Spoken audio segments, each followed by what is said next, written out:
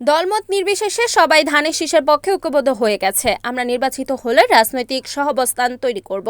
হাতিয়াতে কোনো সন্ত্রাস চাঁদাবাজের জায়গা হবে না। এখানে কোনো প্রতিহিংসার রাজনীতি চলবে না।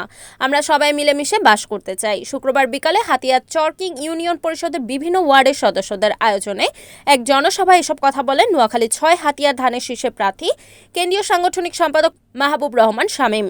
এ সময় উপস্থিত ছিলেন চরকিং ইউনিয়নের বিভিন্ন ওয়ার্ডের ইউপি সদস্যরা, উপজেলা বিএনপি ও এর অঙ্গ সংগঠনের নেতাকর্মীরা। এর আগে জনসভাকে কেন্দ্র করে বিভিন্ন ওয়ার্ডের নেতাকর্মীরা ইউনিয়ন পরিষদ কার্যালয়ে এসে জমায়েত হয়। পরে মিছিলটি নিয়ে তারা আফাজিয়া বাজারে আসে।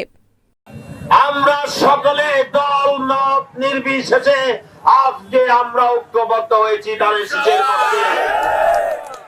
এখানে কোনো প্রতিহিংসার রাজনীতি চলবে না।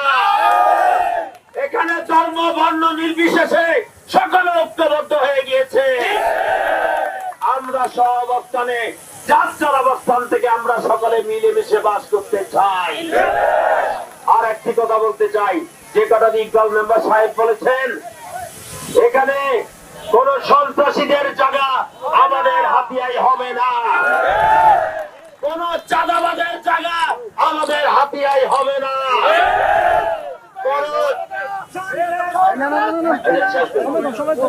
যারা অপকর্ম করে তাদের জায়গা আমাদের হাতিয়াতে হবে না, যারা জনগণের অধিকার খর্ব করবে তাদের বিরুদ্ধে আমাদেরকে রুখে দাঁড়াতে হবে। যে কথাটি আমি বলেছি, আপনারা এখানে হাজার হাজার জনগণ এখানে উপস্থিত, এলাকাবাসী উপস্থিত হয়েছেন। আমি আপনাদেরকে বলবো, আপনারা শুধু নয়, আপনাদের সাথে আমাদের যারা এলাকার পাড়া প্রতিবেশী যারা আছে এবং যারা মা বোনরা আছে, সবাইকে আপনারা ভোট কেন্দ্রে নিয়ে আমাকে ধানের শীষ প্রতীকে ভোট দিয়ে আমাকে জয়যুক্ত করবেন।